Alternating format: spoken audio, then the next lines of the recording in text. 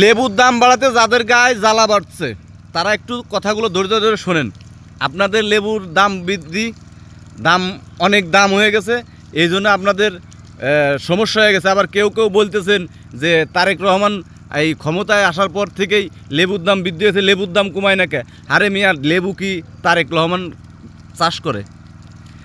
লেবু চাষ করে কৃষকে, গাছে লেবু থাকবে, লেবুর দাম কম হবে, লেবু গাছে থাকবে না, দাম বেশি হবে।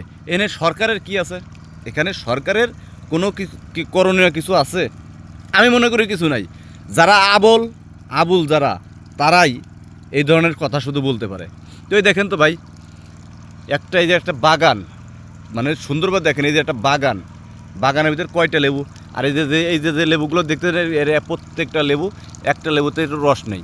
এই যে সব লেবুতে কিন্তু রস হয় না। এই যে সেদিনকের ফুল, এই সেদিনকের ফুল, এই যে দেখেন। তাও অন্য বছর যে পরিমাণ লেবু থাকে বাগানে সেরম নাই।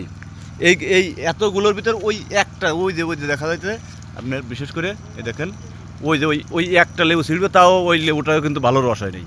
তাছাড়া এর একটা লেবু ছিঁড়ার কাজে নেই, একটা লেবুতে রস আসে নেই। তো যদি গাছে যদি লেবু না থাকে, দাম তো অবশ্যই বাড়বে। তা নিয়ে আপনাদের এত চুলকানিকা।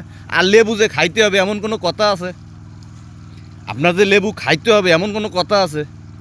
আজকে যে এই 9টা 10টা রোজা চলে যাইতেছে, আমি তো একদিনও লেবু কিনি নি।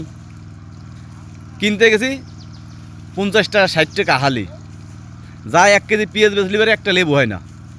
1 কেজি পেঁয়াজ বেচলি পারে একটা লেবু হয় না। আমি কিনবো না লেবু, খালাম না লেবু খাইলাম না, সমস্যা কি? এমন না যে আমার লেবু খাইতেই হবে, লেবু লাগবেই এমন কোনো দরকার আছে? দরকার নেই।